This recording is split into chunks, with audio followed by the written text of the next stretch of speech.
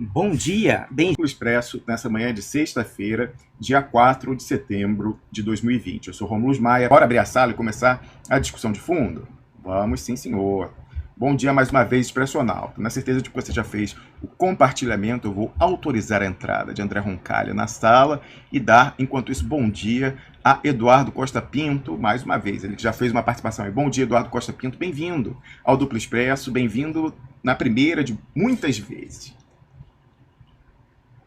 Bom dia a todos. Obrigado pelo convite, Romulo. Um prazer estar aqui com o André e com o Anderson. Eu que agradeço. Wallace Moreira, bom dia, bem-vindo mais uma vez ao Duplo Expresso. Bom dia, Rômulo, bom dia, André, bom dia, Eduardo. Para mim é um prazer, com o André é parceirão, a gente sempre se encontra aqui, sempre está se falando. O Eduardo, como já comentei aqui nos bastidores, foi meu patrão, foi meu chefe, entendeu? Então, para mim é um prazer enorme estar aqui com o Eduardo. Bom dia a todos. Obrigado pelo convite. A gente trabalhou juntos na faculdade da UFMA, né, quando eu era estudante de graduação. Não que o Eduardo seja mais velho que eu, porque o Eduardo é um cara que está acima da média, então ele progrediu muito rápido, entendeu? Na trajetória acadêmica. Tipo isso, André. Então, pra mim é um prazer muito grande. O Wallace já tá jogando a pressão pra mim, né? Não é bobo não esse rapaz, né? Não é à toa, esse pessoal baiano é fogo, rapaz. Pois é, a gente estava até brincando antes de entrar no ar, que o Wallace estava falando que na iniciação científica, na graduação, o coordenador dele era o Eduardo Costa Pinto, na UFBA, na Universidade Federal da Bahia. Aí eu relatei, não sei se o Eduardo já sabia disso, mas além de ter feito Direito na UERJ, eu iniciei os estudos de economia na Pontifícia Universidade Católica do Rio de Janeiro, a toca do leão do financismo, do ultraliberalismo no Brasil.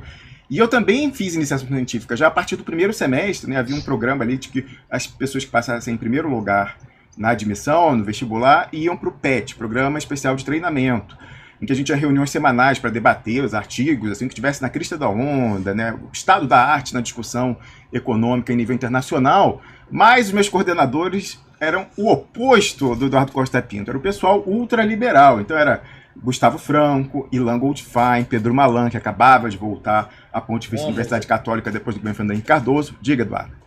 Não, e quem me impressiona é porque esse pessoal todo de professor virou dono de banco ou dono de corretora. Isso me impressiona gigantescamente. O caso brasileiro é um negócio impressionante. Pois é, inclusive, né, há relato de que o Pedro Malan, nos anos 80, era até desenvolvimentista um pouco, mas depois ele... É outro que nem o Barroso, deu uma guinada 180. Bom dia, André Roncalha, bem-vindo mais uma vez ao Duplo Expresso. Bom dia, grande Rômulo, bom dia, Eduardo, bom dia, Wallace, um prazer estar aqui com vocês. Cheguei bem em cima da hora, né? Cheguei na conversão, na abertura. É isso aí, ainda bem. O André ele fez o que o economista faz, ele otimiza, entendeu? Ele otimizou o espaço temporal. Eu estava numa reunião agora do Conselho Estratégico Universidade e Sociedade da Unifesp, discutindo, adivinhe, orçamento de 2021. Vixe, dados tenebrosos. Olha só, mais uma vez eu vou pedir o seguinte, para a gente tentar fazer aí uma forma mambembe, a equalização do áudio, o áudio do Eduardo Costa Pinto é um pouco mais baixo que os demais. Então, Eduardo, quando você for falar, tenta projetar a voz como se você estivesse falando com uma turma de 100 pessoas, você tivesse que atingir quem está na última fila. Mas a gente tinha combinado aqui antes de entrar no ar, André, que o Wallace Moreira vai introduzir os dados trágicos da economia, para, na sequência, o Eduardo Costa Pinto comentar, e, obviamente, você também, André. Então, Wallace, qual é o tamanho da nossa tragédia? Cara, assim, eu acho que os resultados do segundo trimestre do PIB brasileiro trouxe alguns elementos para o debate. Primeiro que a revisão do primeiro trimestre, né, de menos 1,5 para menos 2,5, derruba por terra, por completo, a ideia do Paulo Guedes e a defesa do Paulo Guedes, de que o Brasil estava ali decolando, e que a pandemia, né, interrompeu esse processo. Então, isso é equivocado, porque a revisão do PIB, ou seja, do primeiro trimestre comparado com o anterior, já mostra que a economia brasileira não estava decolando. A gente estava numa continuidade do baixo dinamismo do crescimento econômico, né? Só para lembrar, é isso que eu estou sustentando toda a minha hipótese, né, que eu estou discutindo sobre o PIB, que a economia brasileira vem numa trajetória decrescente desde 2014, né? Com 2 anos negativos, 2015 e 2016, que somam quase 7%, e posteriormente 2017, 2018 e 2019, taxas de crescimento de 1,2%, ou seja, somando a gente não recupera nem a taxa negativa de crescimento de um ano. E aí, o resultado do segundo trimestre, quando comparado com o primeiro trimestre do ano de 2020, foi de menos 9,7%. Né? Mas quando a gente compara com o segundo trimestre do ano anterior, a queda foi de 11,4%. É uma queda muito elevada.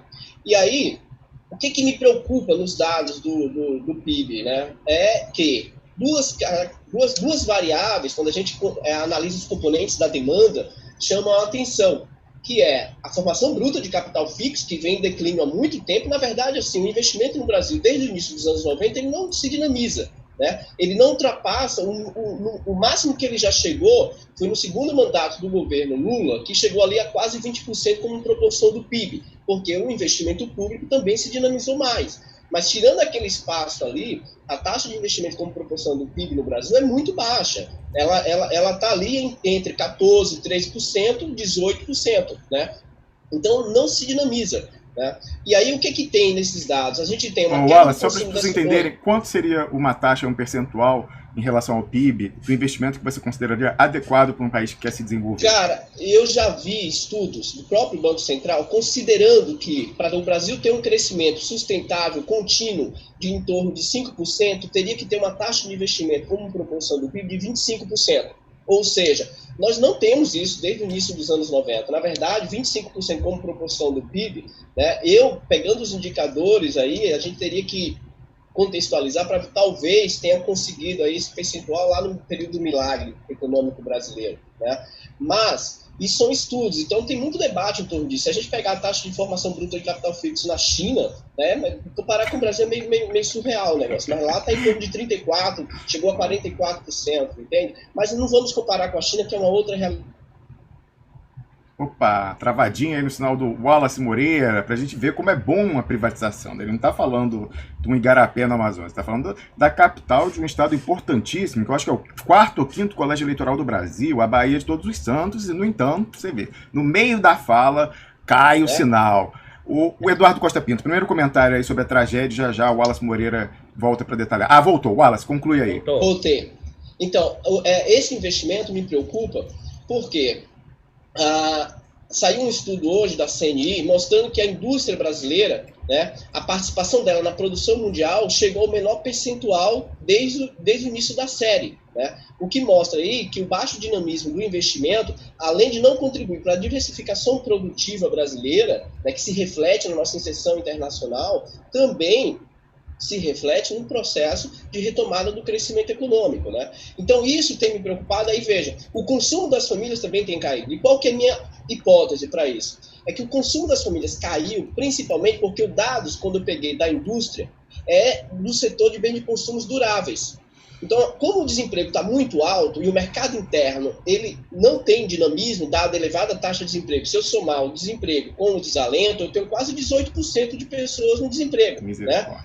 Então, se eu considerar essa queda no consumo das famílias, só não é pior graças à política de renda, à política do auxílio, graças a isso. Então, o Brasil tem que agradecer muito a política de auxílio e exaltar muito, e principalmente o Congresso, porque foi uma medida do Congresso, não foi uma medida do governo Bolsonaro de dar uma política de auxílio de R$600. O Paulo Guedes e o Bolsonaro eram contra.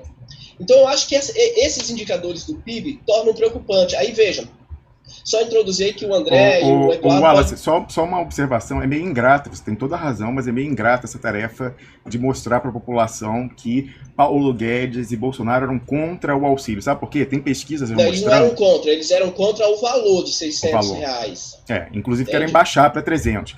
Mas você sabe que tem uma pesquisa mostrando que tudo, inclusive não só no Brasil, mas no Brasil acho que é pior ainda, mas nos Estados Unidos, tudo o que acontece na vida das pessoas de ruim, elas tendem a culpar o chefe do executivo. Então, por exemplo, há uma pesquisa mostrando, interessantíssima, mostrando que até, por exemplo, quando os ataques de tubarão aumentam na Flórida, a popularidade do presidente cai. É uma coisa totalmente fora da alçada. Então, é um pouco difícil fazer isso, mas pelo que eu compreendo do que você falou, assim como nós aqui, você não seguiria o conselho da Tereza Cruvinel, o conselho que ela dá para a bancada. Ela falou publicamente que ela vem dando esse conselho para a bancada do PT no Senado e na Câmara, e eu espero que eles tampouco ouçam, deem ouvidos a esse conselho dela, para que se coloquem publicamente contrariamente, e articulem para derrubar a prorrogação do auxílio emergencial, aumento, perpetuação, etc. Não, e tal. Pelo amor de Deus, só um comentário. Cara.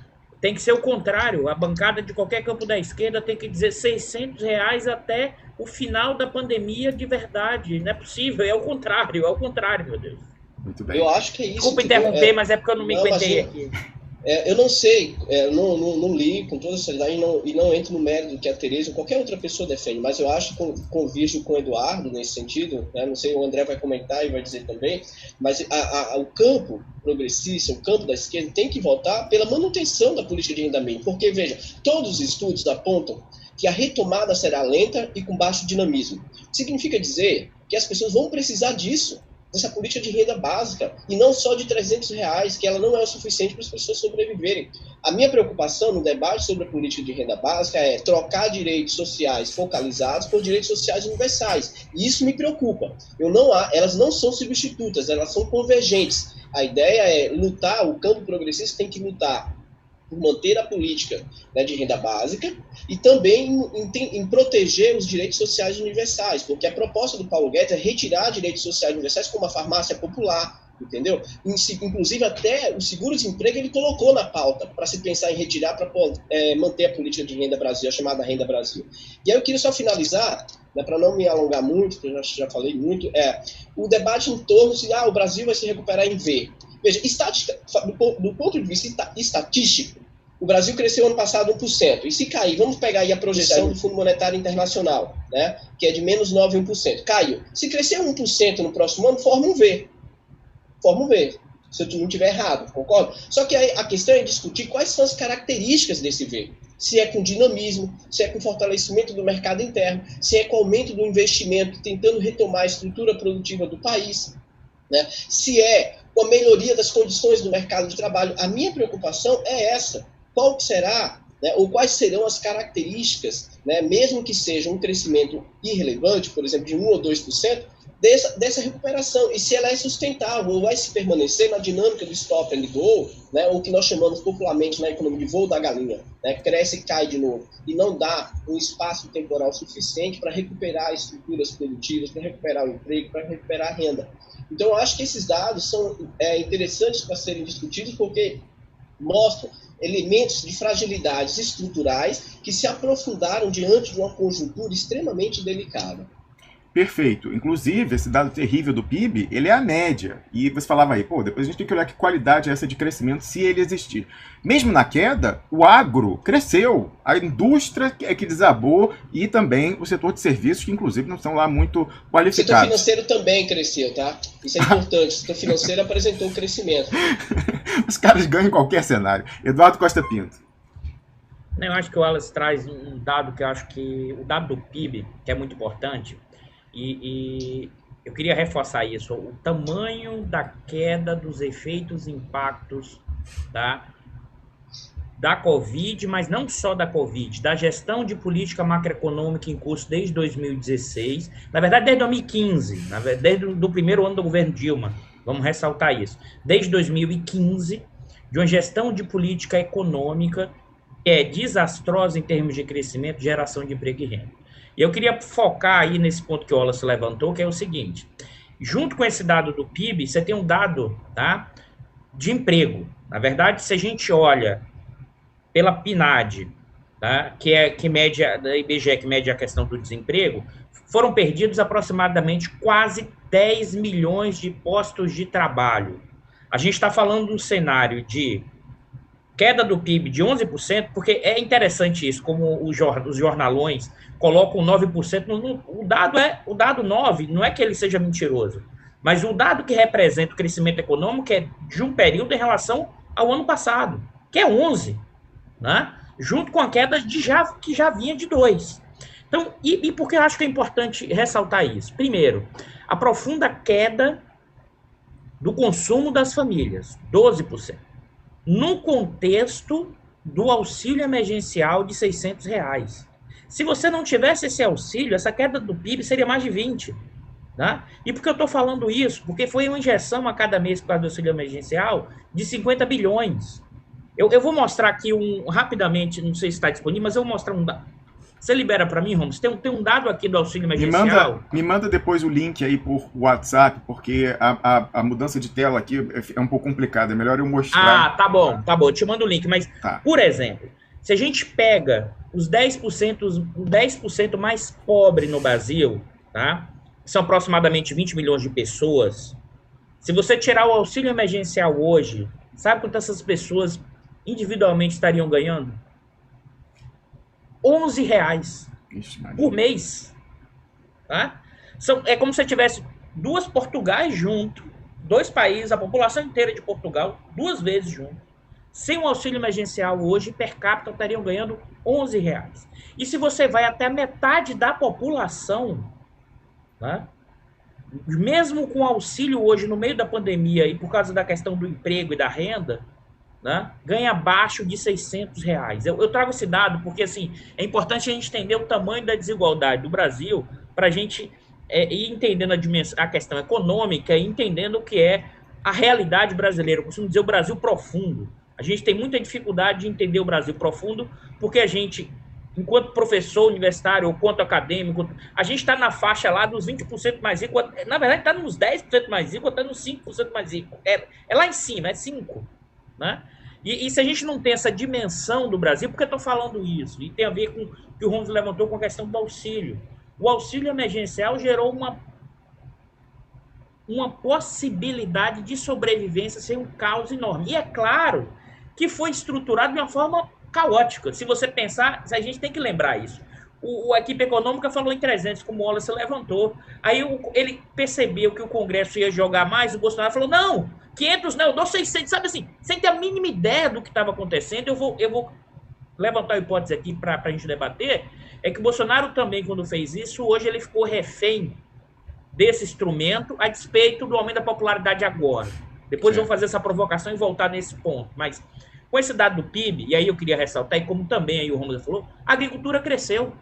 E por que cresceu? Porque as exportações continuaram relativamente altas e a desvalorização do câmbio garantiu uma lucratividade enorme. Então, a fração, eu costumo utilizar muitos conceitos de bloco no poder, as frações de classe, na linguagem marxista, mas quem não gostar, pensa o segmento empresarial, do agronegócio, usem vamos dizer assim, a dimensão teórica, mas assim, vamos lá, os empresários do agronegócio exportador têm ganhado no meio da pandemia, né? Não por acaso, os irmãos Joesley, aqueles mesmos lá do efeito Joesley, do Temer, da Lava Jato, a riqueza deles individualmente nos últimos 2 anos quase que dobraram. Tá? Observe, o agronegócio está nadando de braçada e está feliz nesse momento. Né? Isso se reflete se você olhar no dado da agricultura. Serviços caiu muito. Tá? E aqui é importante, serviço e comércio. É evidente, por causa do efeito, inclusive, da necessidade de você ficar em casa, do local necessário nesse processo, da paralisação nesse processo. Mas eu queria ressaltar também um outro elemento que a gente pode voltar a discutir um pouco mais na frente, é que o núcleo duro do capital comercial, das grandes empresas do varejo, elas saíram ganhando nessa pandemia. Porque a gente está vivendo, desde 2015, 2016, um brutal processo de concentração e centralização de capital no segmento comercial. Aí alguém vai dizer, Eduardo, para com essa linguagem de economia, explica esse negócio para uma linguagem que a gente entenda. Significa o seguinte, as pequenas e médias empresas do ramo do comércio, elas estão, com a crise de 15 e 16, e depois, a partir de 16 e 17, elas estão ou quebraram, ou estão perdendo espaço, porque as grandes empresas do varejo estão engolindo as pequenas e médias. Enquanto o setor de comércio cresce muito pouco nos últimos 16, 17, 18, a receita de vendas dessas empresas, né, grandes cresce em 20%, 25%. O problema é que isso tem um limite. Talvez o limite comece a ser agora. E por que tem um limite? Porque não dá para ficar engolindo o tempo inteiro pequena e média sem a economia crescer. O que isso significa, Eduardo? Isso significa que o velho da van, o dono da van, se tornou está entre os 10 homens mais ricos do Brasil, segundo a lista Forbes. Misericórdia. A Magazine Luiza,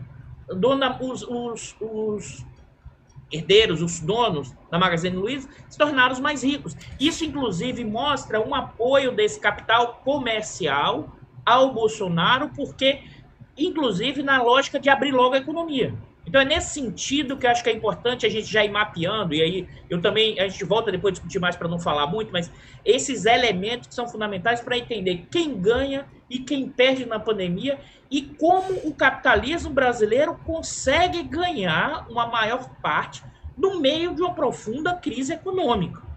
Tá? E aí, já deixando um gancho que o Wallace levantou, é o seguinte, e como voltar minimamente a crescer para gerar emprego e renda? Né? O auxílio emergencial já vai ser reduzido agora para R$300. Né? Isso já vai dar um tombo, uma queda na economia. A expectativa de que vai girar mais rápido não vai acontecer. E mais ainda, que a hipótese que daqui talvez uns 2, 3 meses você tem que voltar e me cobrar, Romos, que a popularidade do Bolsonaro daqui a 2, 3 meses vai desacelerar e talvez caia entre 3 e 4 pontos por causa desse efeito da redução. Já está caindo, viu, Eduardo, no Nordeste. Ontem saiu uma pesquisa no Brasil 360 com queda da popularidade do Bolsonaro. Depois que ele visitou o Nordeste, o pessoal conheceu melhor. E aí eu acho que mudou de opinião. Eu vou comentar uns dados aqui das últimas pesquisas, mas e por que eu estou ressaltando isso? Porque esse é o momento que supostamente o Bolsonaro e uma parte da esquerda, dos analistas, ficaram meio conturbados, assim, o que está acontecendo? O que está acontecendo? Pessoal, a população avalia um governo se as condições materiais dela melhoraram. Isso vale para os mais pobres, isso vale para a classe média, isso vale para os ricos. Né? A ideia de que os mais pobres são comprados com a ideia de populismo é um preconceito de classe e é o elitismo. Eu estou propondo contrapor a ideia de populismo com o elitismo, porque, na verdade, na hora que os bilionários conseguem manter sua riqueza financeira e ninguém fala nada sobre isso, que é a partir da gestão da dívida pública e da atuação do Banco Central, isso não é populismo? Pô, os caras estão enchendo rios de dinheiro. Então, assim, porque eu estou ressaltando isso. E aí a gente vai, inclusive, discutir, que eu acho que é importante trazer algumas discussões que juntam a economia à política e entender a nossa discussão do Brasil. E aí, para fechar, e eu volto mais nessa discussão, na minha avaliação, o Bolsonaro não é a causa da crise. O Bolsonaro é a infecção oportunista que se apropriou de um corpo doente. E esse corpo doente é o Brasil, e esse corpo doente é fruto de uma elite de setores dominantes que desembarcaram do país e vivem no curtíssimo prazo, e é fruto, e aí a gente pode discutir depois, dos mecanismos implementados na Lava Jato, que gerou uma completa crise institucional nesse país. Nós estamos... E aí o PIB, vamos dizer assim, a vitória do Bolsonaro, o PIB, toda a defesa do teto dos gastos, os bilionários que ficaram mais bilionários nesse período, refletem um Brasil que está desmanchando. Se as pessoas não entenderem isso não é só retórica não, pessoal. O Brasil está desmanchando. Tá? Você tem vendendo ativos públicos ao preço de banana. E aí, para fechar mesmo, agora para passar para o André, a gente está vivendo uma acumulação primitiva, né? Ou seja, ativos sendo vendidos a preço de banana para que segmentos ganhem dinheiro, inclusive, na compra desses ativos. A gente está vivendo uma lógica de uma acumulação, vamos dizer assim, na linguagem marxista, da mais-valia absoluta. Se você não gostar dessa linguagem, da uberização, ou seja, os trabalhistas, e esses setores dominantes estão operando no curtíssimo prazo, né? E aí eu gosto de usar o termo no botim. Só que qualquer botim, como você divide o botim, sempre tem disputas e guerras, e no meio da pandemia isso está acirrando. É isso que eu queria comentar nesse momento inicial, e um pouco ter prolongado demais, a gente volta algumas provocações que eu fiz nesse início. Nada, você sabe que o Elias Jabur, que está assistindo a gente, falou assim, explore ao máximo o Eduardo Costa Pinto, que é um grande acréscimo ao programa. Achei sensacional você tomar esse cuidado aí com essa demonização do marxismo e falar, olha, não, se você não quer falar de luta de classes, se você não quer falar de superexploração e extração de mais-valia, fala uberização e tal. É interessante, né? Enfim, para a gente poder chegar e conversar com um bolsominion, falar, olha aí, né, você não está sendo superexplorado nas categorias marxistas, não, você está sendo uberizado, quem sabe assim com uma expressão transnacional, o pessoal sinta um apelo maior. Olha só, a gente já está com mais de 2.100 pessoas assistindo a gente. Eu peço que se você não fez isso ainda, curta esse vídeo, compartilhe o link do YouTube no seu Face, manda para os seus contatos no WhatsApp. A gente tem que chegar ao máximo do alcance hoje, ainda mais porque derrubaram o nosso site num ataque hacker, o segundo do ano, e até agora, infelizmente, não conseguimos restabelecer o sinal lá. Estamos trabalhando, inclusive, durante a transmissão, estou em contato aqui com o pessoal que fornece a hospedagem. André Roncalha, eu peço que você comente, por favor, essa questão dos números. Eu não sei se você vai integrar no seu comentário uma das pautas que você tinha sugerido, que é a reforma administrativa. Obviamente que todo mundo depois vai querer entrar nisso, os dois também tinham falado, mas o que acontece? O pessoal do credo ultraliberal, que não acredita muito, mas finge que acredita e quer vender isso para fazer avançar a pauta ultraliberal, vem com aquela história da fadinha da confiança. Então eles vão explicar o seguinte, não... ia decolar, não decolou por causa da pandemia, mas agora não vai decolar porque as expectativas estão destruídas. Então, para despertar o espírito animal do empresário, a gente precisa dar sinal do nosso comprometimento. Então, a gente tem que ajustar ainda mais, apertar mais o nosso cinto. Então, para que o investimento volte, a gente precisa acabar com o funcionalismo público, aprovar uma reforma draconiana, reduzindo em até 40% os rendimentos dos futuros servidores públicos. Ainda não está claro se os atuais estão blindados dessa coisa, acabar com a estabilidade, etc. e tal. Então, eles sempre vão dizer, não ia funcionar, só não funcionou porque o aperto não foi duro o suficiente. Eles nunca estão errados, André Roncalha. Bom dia. Isso aí é tão antigo quanto a própria estrutura de classes, né? Então sempre os ricos vão apertar os pobres e vão dizer que isso é feito em prol de um bem comum. Em geral, né, a defesa da liberdade individual de alguns é trazida como um princípio norteador da perda de liberdades individuais para muitos. Essa semana, eu acho que é uma semana bem agitada, foi uma semana muito agitada, com muitos dados, né?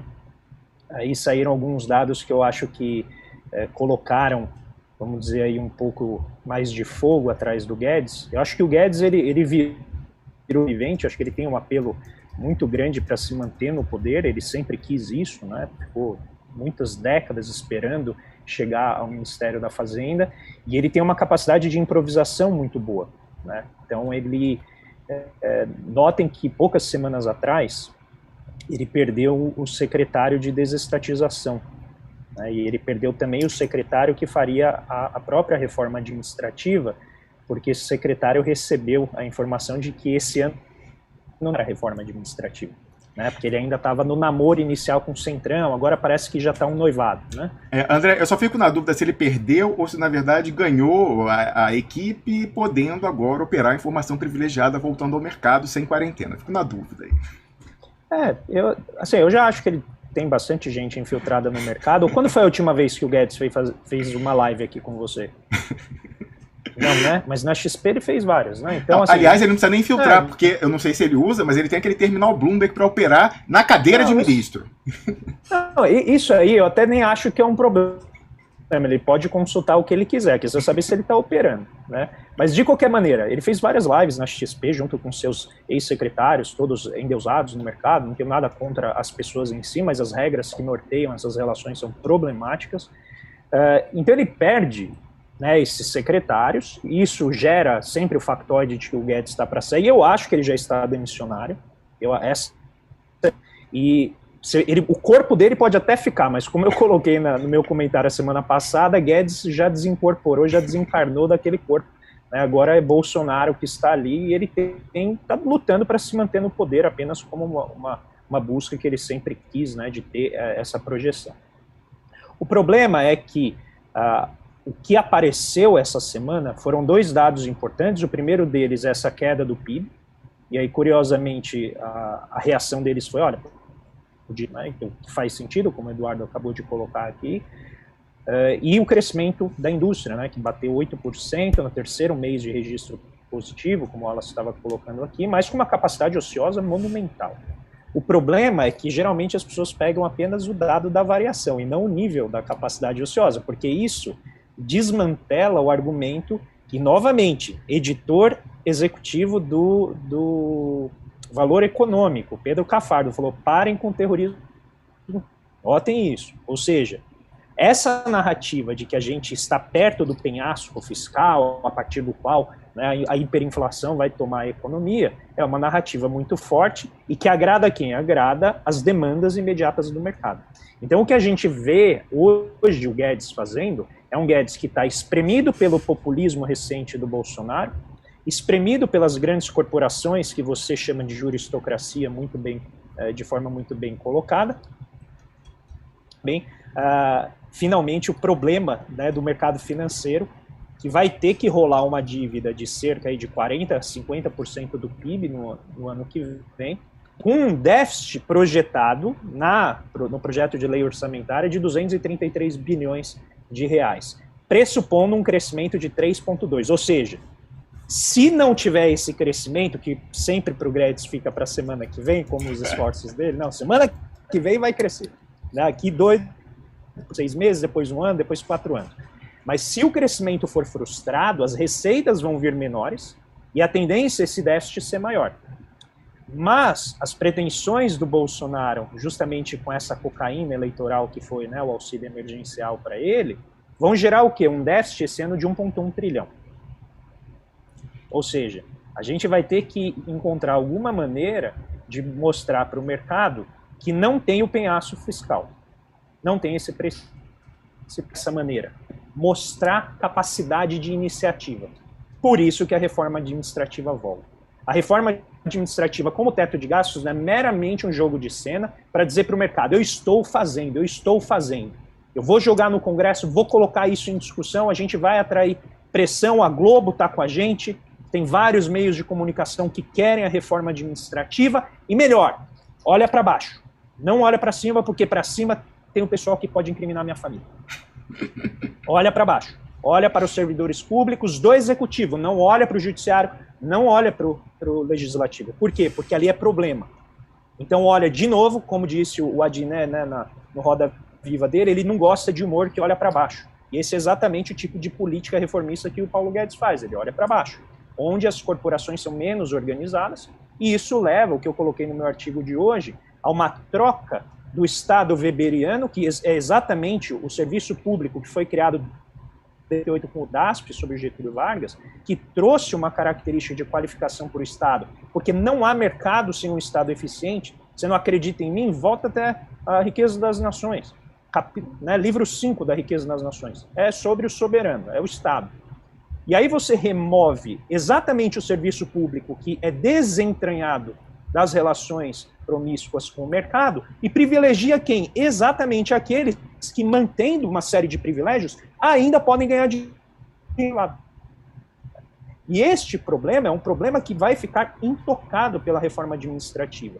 E aí, de novo, quem vai sofrer com isso? Servidores futuros. Agora, tem um problema, e é essa razão desestatizante que eu tratei no artigo de hoje, publicado no GGN. Qual que é a questão que está envolvida aqui? Se você tem um desmantelamento do Estado que inviabiliza a organização da sociedade, o resultado é que o Estado funciona pior. O grande drama neoliberal de não entender o seguinte, só tem menos Estado por meio de planejamento estatal. Você precisa planejar a retirada do Estado da economia, porque se você retira de qualquer maneira, o que você tem é uma selvageria completa. E o resultado qualquer, como aí o Wallace não consegue conectar estavelmente a internet dele. Mas pelo menos nós privatizamos. Mas nós temos agora o sistema elétrico, vamos privatizar mais. Qual é o controle que nós temos sobre as grandes corporações? O Estado, pelo menos, oferece ferramentas de controle. Pode ser a típica incompetência que acomete o Estado, eu entendo tudo. O problema é que a gente está saindo de um tipo de corporação e indo para outra. A gente não está, pulverizando a concorrência como as pessoas acham. Quem pega os ativos do Estado geralmente são grandes empresas. E aí a grande questão que aparece como um problema é tudo isso está sendo feito como improviso. A reforma tributária é uma reforma meia-boca que não toca novamente no topo da distribuição, falando como alguém que está no topo da distribuição, porque eu sou funcionário público e estou nos 5% mais ricos da sociedade, e estou defendendo, precisaria tocar no topo da distribuição. Não está mexendo nos 320 bilhões de renúncias fiscais programadas para este ano, e quando né, as pessoas vão propor uma reforma, elas propõem assim, não, corta só 25 bilhões, porque 25 bilhões não afeta muito essas pessoas. Aí você consegue passar. Por que 320 bilhões de renúncia fiscal se o setor privado é tão eficiente? A tributária precisaria atacar esses problemas, mas, novamente, a reforma tributária, do jeito que a gente precisa, não é amigável à permanência do Guedes no posto. Resultado, o Guedes vai jogando de improviso, com essa razão desestatizante, né, por música, e o resultado é que a gente pode caminhar para um desmantelamento ainda mais agressivo do Estado e que vai, no médio e longo prazo, dificultar a própria eficiência do mercado. Muito bem. Você me permite só fazer uma observação? Sim, só vou colocar só uma observação antes, Wallace, que é o seguinte. Note quem já foi anunciado como fora da reforma administrativa: juristocracia e militares, né, que a gente nós costumamos nos referir aqui como as duas pernas da pinça que estão refundando o Estado como um Estado profundo. Sim, os servidores, né, da autarquia, do judiciário e tal, mas, grosso modo, juristocracia, funções de formação jurídica, né, porque a maior parte dos consultores legislativos são formados em direito, enfim, uma função quase similar, já que está ali na consultoria legislativa. Presta atenção, os dois estão blindados disso. E eu não ficaria tão seguro se eu fosse um funcionário público federal na ativa, mas eu tenho direito adquirido, a irredutibilidade de vencimentos. Bem, na reforma administrativa do governo Lula, lá em 2003, começou a cobrança dos inativos. E o Supremo Tribunal Federal falou que isso era, que era constitucional, e sabe quem fez o parecer, ainda como advogado, dizendo que aquilo era constitucional porque deveria ser observado o princípio majoritário, a vontade da sociedade expressa no voto majoritário daquele governo e no seu programa? Luiz Roberto Barroso. E o parecer dele foi citado por todos os ministros que votaram a favor da tributação, e o argumento central de Luiz Roberto Barroso, então advogado, que certamente é o mesmo hoje em dia, é que não existe direito adquirido a um regime jurídico, né? Então, nesse caso aí, eu não ficaria muito tranquilo, não. Vamos ver se realmente, de fato, todo mundo que está na ativa e não tem o poder de lobby que juristocracia e militares têm, vai ser blindado. Wallace Moreira.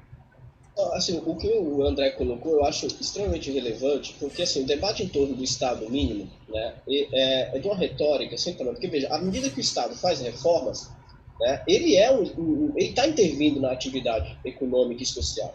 O que nós precisamos entender é a forma de intervenção do Estado em pró de quem, né?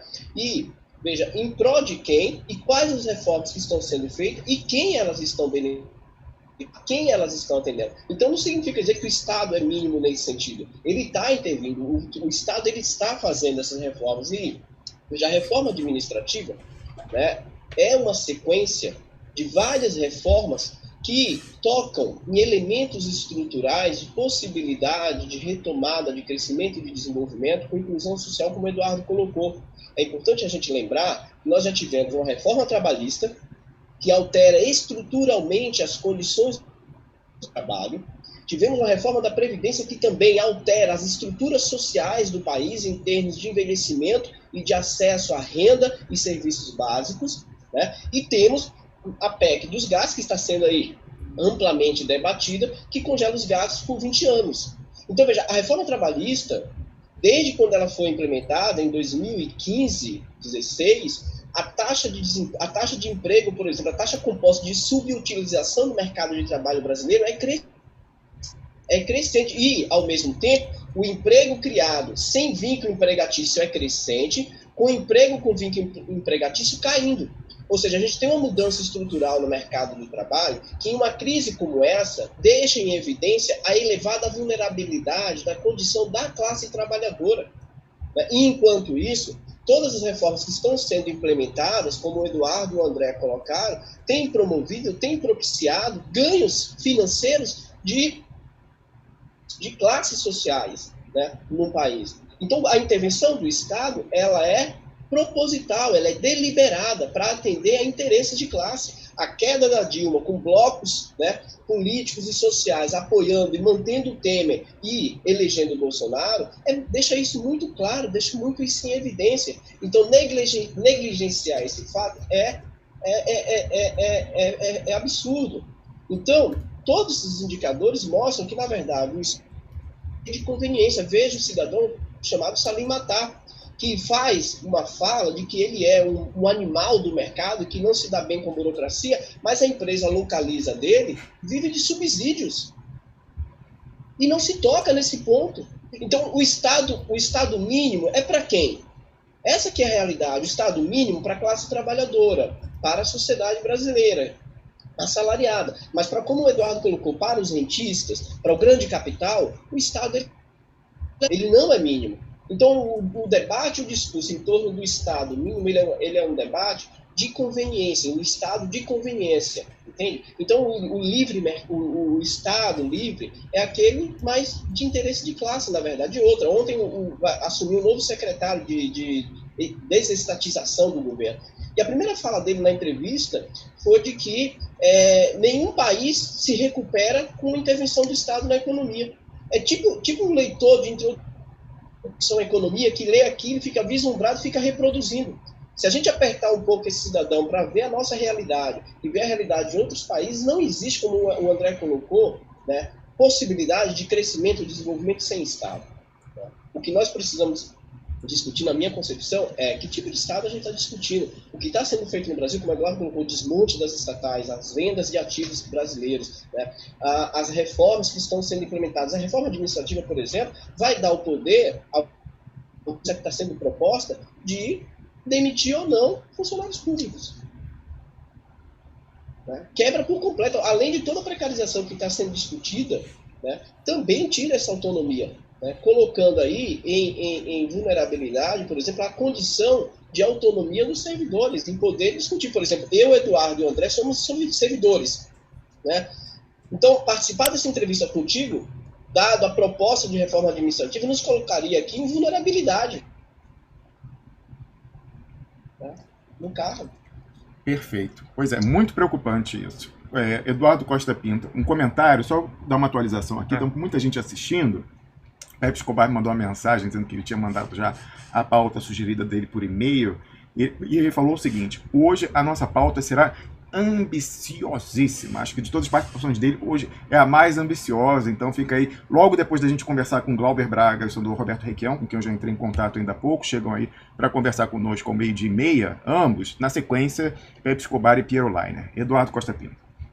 Não, eu acho que o André e o Wallace, eles trouxeram um ponto que eu queria reforçar, e aí eu queria entrar numa discussão que o André até comentou sobre o Guedes. Eu costumo comentar que o Guedes ele é um animador de Bolsa de Valores, ou ele é um animador de manutenção de preço de ativos financeiros. Eu queria, acho que, eu vou meio ser professoral aqui, desculpa, mas tentar explicar o mecanismo, pelo menos do que eu vejo, que está em curso, que é da manutenção do preço dos ativos financeiros. A financiarização.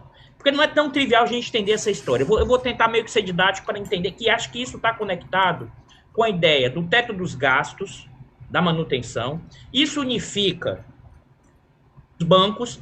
Teve uma matéria que saiu, que acho que tem que dar o destaque que não foi dado, tá?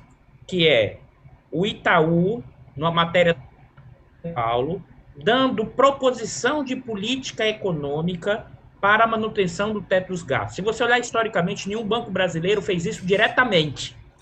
Tá? No mesmo dia que saiu o editorial da Folha, né, Jair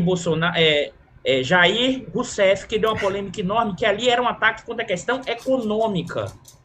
O que unifica a Folha, o Guedes, o Arminio, o pensamento econômico, uma parte do pensamento econômico? Eu acho que tem uma discussão que é maior do que a de teoria econômica.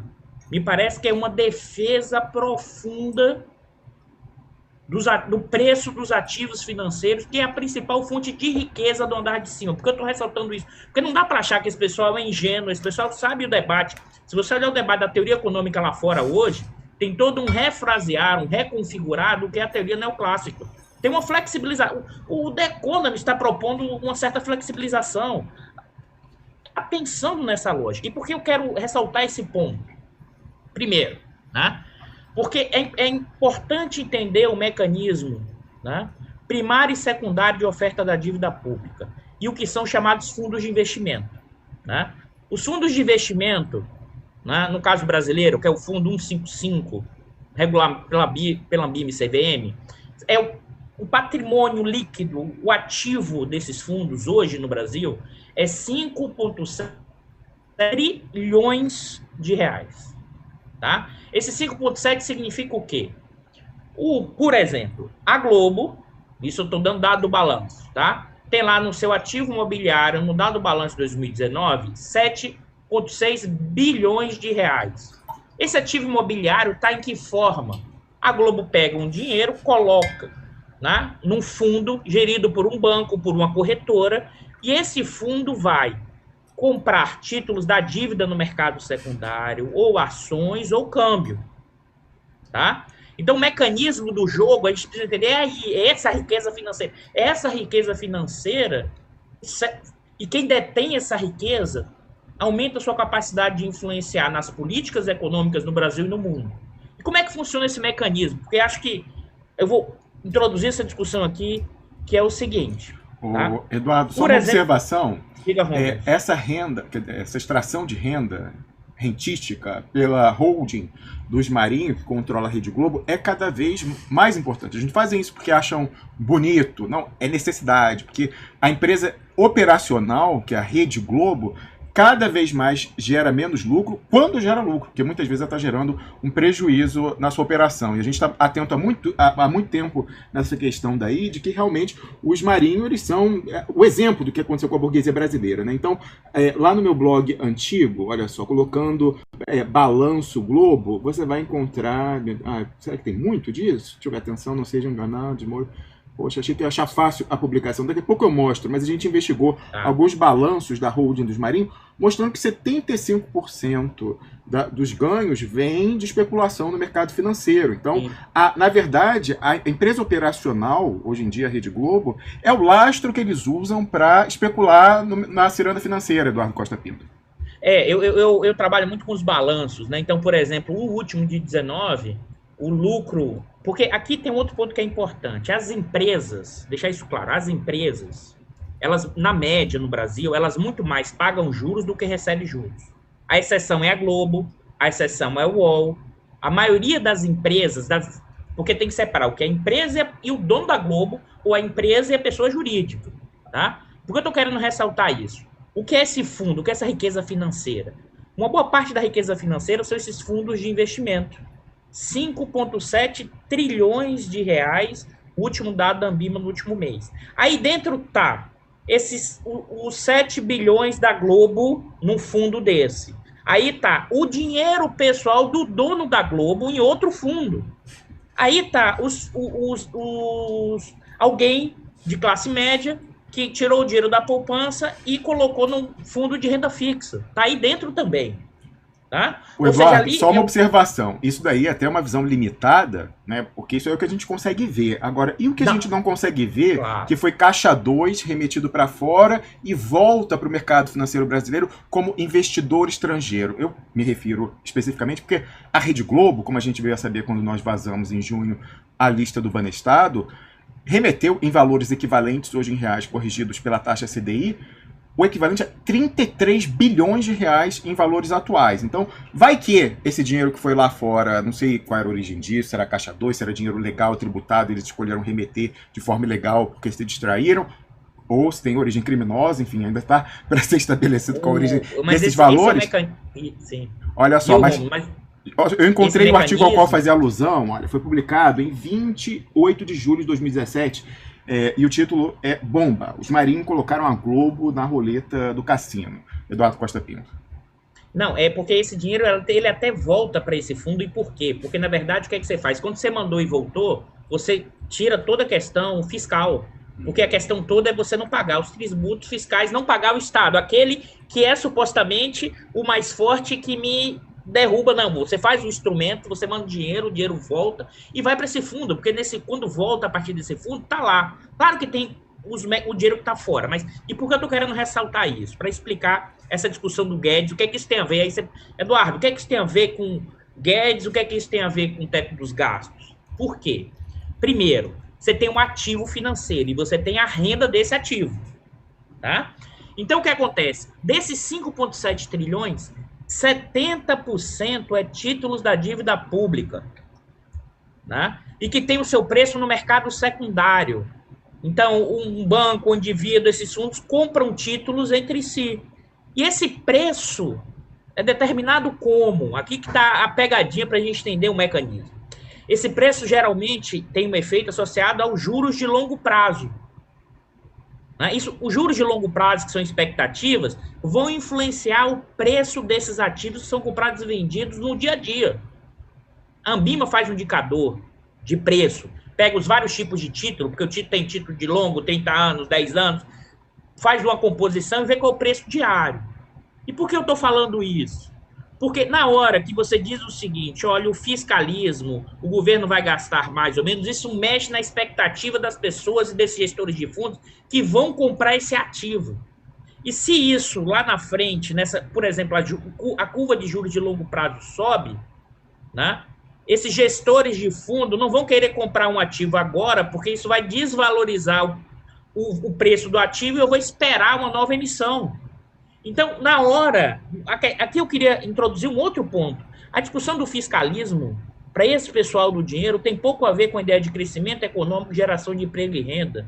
Tem menos a ver com a discussão de teoria econômica, isso é proteção do preço dos ativos financeiros. Então, por exemplo, na hora que o Guedes fica animando, tá, e diz assim, vamos manter, não vamos furar o teto só um pouquinho, vamos fazer reforma administrativa, que não vai afetar realmente, efetivamente, isso está mexendo com as expectativas dos agentes e atores que compram esses títulos, compram e vendem o tempo inteiro. E por que isso? Tá? Na hora que você tem uma expectativa aí de piora fiscal, quem está com um ativo na mão, tá, ele perde valor, porque a taxa de juros de longo prazo subiu. Então, se eu tenho um montante enorme, pra você ter ideia, Ramos, o Itaú, isso é tudo dado de balanço, pessoal. O Itaú e o Bradesco, enquanto ativo imobiliário, dentro desses fundos, dos 5,7 bilhões, o Itaú e o Bradesco hoje, segundo o último balanço, tem 1 trilhão. Imagine o poder e a força de atuação desse processo. Só que aí você joga nas duas pontas. E por quê? Ah, tá. O meu ativo ficou mais... O meu ativo, minha riqueza, a gente está falando de 1 trilhão de riqueza.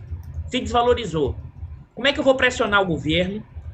Ah, eu vou agora, quando eu for comprar no mercado primário, quando o governo tem a dívida e vai rodar a dívida, como o André comentou, eu vou vender um título. Eu recebo o dinheiro, né? E esses bancos, essas pessoas vão receber esse papel que vai me remunerar e eu vou receber depois o valor no final. E eu vou exigir mais por esse valor. E quem teria que defender do lado de cá o Estado nessa negociação é o pessoal que depois vai para os bancos. É a chamada porta giratória. Ou você veio do banco, ou depois você vai ter como chefe o banco ou mais, ou você vira acionista. Então vira porta giratória, que seria onde você teria que ter o maior, vamos dizer assim, burocracia weberiana no sentido clássico, para defender os interesses, que é exatamente por quê? Eu não estou satanizando. O banco, ele quer ganhar mais, o Estado quer tentar arrecadar mais, as pessoas mais pobres querem ganhar mais, é a questão dos interesses. Eu não vou entrar aqui na... A gente pode ter um outro debate, mas o que é que significa isso? Significa o seguinte, o banco quer comprar um título da dívida que renda cada vez mais. Quem que tem que defender isso? A burocracia, o Estado, o Ministério da Fazenda, o Banco Central que realiza esse processo. O problema é que você tem uma porta giratória de diretores e pessoas que ou, em algum momento, pensam, né, ir para os bancos e virarem sócios, né, ou vieram dos bancos. Isso é um problema, se você pensar assim, não precisa botar economia política, não precisa bota sabe o quê? Risco moral, bota teoria, não precisa entrar numa discussão, assim, mas por quê? Porque é nesse jogo que opera, e é porque aí eu queria ressaltar esse ponto. Por quê? Porque eu acho que a discussão, e esse pessoal sabe que, assim, tem alguns mais ingênuos, mas esses não estão na grande banca. A grande banca está olhando para o seguinte, como preservar os ativos financeiros. Isso significa Universo Online, que é o UOL, que é o proprietário da Folha, tá? A Globo, os economistas ortodoxos, os de mercado, que todos eles viraram donos de corretora e, como donos de corretora, ganham nos seus clientes em participação de compras de fundos de investimento, entrada ou saída, Tá? Então, cria uma convergência que eu acho que é importante e é central a discussão da teoria econômica, mas esse pessoal da grana, hoje, tenta preservar a qualquer custo o fiscalismo, e eu não acho que eles estão pensando, inclusive, em crescimento, não é essa discussão, é para preservar o seu ativo financeiro. Isso tem a ver com o quê? Um momento em que, para passar a bola, e um momento em que os riscos para frente são enormes, as empresas, o nível de endividamento cresce, as famílias estão endividadas, na hora que esse auxílio emergencial reduzir pela metade, já vai ter um baque enorme, né? O próprio dono, o presidente da Magazine Luiza defende o auxílio emergencial para 2021 de R$600. Ou seja, o que é que o pessoal faz? Não, isso vai dar uma M do caramba, eu vou me defender, vou para o curto prazo, defendo o meu ativo, por isso que a defesa do teto dos gastos vira essa coisa insana que você tem um editorial da Folha de São Paulo fazendo essa analogia do Jair Bolsonaro com a Dilma Rousseff e os economistas de mercado querendo defender, né, a manutenção disso, porque pode perder clientes e pode gerar um problema, e parte desses ativos, né, e riqueza que eles têm, estão nessa forma financeira. Então, isso unifica esse pessoal numa direção, e acho que o campo da esquerda, progressista, não entender esse mecanismo e ficar na discussão moral apenas, a gente perde muito o jogo e não entende o que está por trás, subjacente aos dados econômicos e à discussão do teto dos gastos, e inclusive por isso que parte desse pessoal vai chamar os militares de ala desenvolvimentista, que é uma insanidade total, mas por nada. Por quê? Porque os militares querem dar uma furadinha no teto dos gastos, isso pode mexer a expectativa, reduzir a riqueza. E que os militares não têm nenhum projeto de desenvolvimento nesse momento e completamente fora disso. Mas observe essa combinação desses interesses para a gente entender a discussão de economia, para a gente não cair apenas numa discussão que é importante também, moral e ética, mas se ficar só nessa discussão, a minha verdade, a minha, ou Estado bom ou Estado maior, a gente não consegue entender o que a gente está acontecendo, que é o botim. Essa elite financeirizada que se transveste de um cosmopolitismo, tá? Ela é a do Brasil profundo, ela é a do jeitão, tá? Eu costumo dizer o seguinte, e esse pessoal não é como ele gasta o seu dinheiro, mas é como ele ganha, tá? Basta ver o rentismo do Itaú, e mesmo que alguns de seus acionistas majoritários pensem um pouco na coisa progressista, ou tenham revistas ditas progressistas e que criticam o Bolsonaro, mas o jogo é bem mais complexo do que a gente pode imaginar. E eu acho que essa coisa financeira é importante. Desculpe se eu me alonguei muito, mas tentar explicar didaticamente, para a gente também, no campo da esquerda, não ficar achando, olha, o Banco Central deu dinheiro para os bancos. Não, baixou o compulsório, aumentou a liquidez. Só que os bancos pegam esse dinheiro e vão comprar o quê? Títulos da dívida pública, que eles têm em caixa. Então, eles aumentam o preço. Aqui é um mecanismo, não é uma coisa de entregar dinheiro diretamente. A gente tem que qualificar esse debate para entender os processos. Perfeito. André Roncalha, será que é porque as holdings dos grandes meios no mercado de opinião, como fez questão de ressaltar o Eduardo Costa Pinto, então a Folha de São Paulo, controlada pelo UOL, a Globo, controlada pela holding dos Marinho, será que porque o verdadeiro ganho deles vem da especulação financeira, que você não é convidado para ser um colunista, nem na Globo News, nem na Folha de São Paulo? Antes de você responder isso, só peço que quem está nos assistindo dê uma força no compartilhamento agora lá no Facebook. Olha, a gente está com mais de 3 mil pessoas assistindo a gente, valores nominais, apenas toda a sabotagem, somando todas as plataformas, e, no entanto, temos apenas 566 compartilhamentos nesse momento da transmissão no Facebook. Precisamos de mais do que isso, galera. E também aproveita e compartilha o YouTube, faz essa polinização cruzada, essa sinergia economês. André Roncalha. Certamente, acho que esses interesses eles são muito arraigados e a imprensa, a grande imprensa, ela está preocupada em reproduzir aquilo que já está aí. Senão ela perde anunciantes, ela perde financiamento. Nenhuma grande empresa do setor de comunicações convive com o grassroots, né, com o dinheirinho pingado ali da população. Então, certamente isso está envolvido. Eu não acho que a questão é apenas, como muito bem colocou o Eduardo, a gente olhar apenas a valorização dos ativos. O grande problema, e aí eu e o Wallace estudamos bastante essa outra área, por que os outros ativos não crescem tanto? Não haveria nenhum problema em você ter um setor financeiro 10 vezes maior do que o nosso atual setor financeiro. Ele poderia ser muito maior, contanto que a economia real tivesse uma pujança e um tamanho muito maior. Certo. E aqui é a grande preocupação, né? Quando baixa o nível da água da cantareira, você vê o volume morto. E o volume morto é isso, ele está aparecendo porque o resto da economia não está crescendo. A gente só está discutindo o serviço público porque baixou o nível da atividade econômica, a tal ponto em que os servidores públicos se tornaram um problema, como disse muito bem a Flávia Lima, viraram a geni, né, da cobertura jornalística. Então, pronto, a partir de agora, os servidores são a causa do problema e não, né, os 30 anos de liberalização da economia sem qualquer resguardo da unidade produtiva nacional, a perda de adensamento produtivo, a completa ausência de um sistema de inovação. Quando o mundo inteiro está indo para a área dos semicondutores, a gente está indo para o século XVII, XVIII, garimpar e cortar, né, a floresta amazônica e o cerrado. É isso que está no entorno dessa, vamos chamar, hipertrofia do mercado financeiro. Isso não é novidade no nosso país.